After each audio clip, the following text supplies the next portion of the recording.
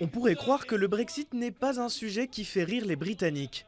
Et pourtant, Ici, on a souvent l'impression qu'on nous demande de choisir entre deux options pourries. C'est un peu comme si, au moment de vous noyer, on vous demande si vous préféreriez de l'eau plate ou de l'eau gazeuse. Jeff Norcott est l'un des rares humoristes anglais à admettre avoir voté pour quitter l'Union européenne.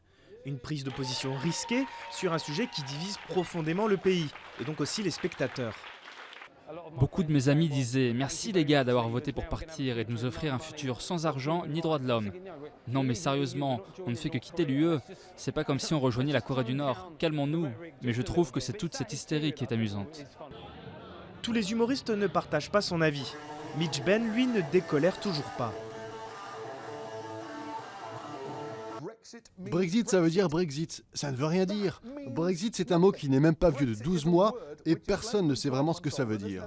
C'est un néologisme un peu vague et dire Brexit, ça veut dire Brexit, ça n'a pas de sens.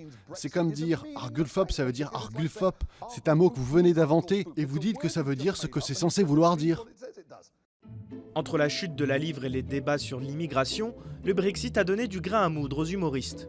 Dans cette période d'incertitude, le célèbre humour britannique reste encore une fois le meilleur échappatoire. Le Brexit a créé beaucoup de tensions, que ce soit entre les différentes communautés ou sur la scène politique. Je pense que l'humour permet d'apaiser un peu tout ça et montrer l'absurdité de certains arguments dans les deux camps. Et comme ça, on rit tous ensemble, même si on n'est pas d'accord sur le résultat du référendum. Pour ou contre, chacun des deux camps attend désormais de savoir qui rira le dernier.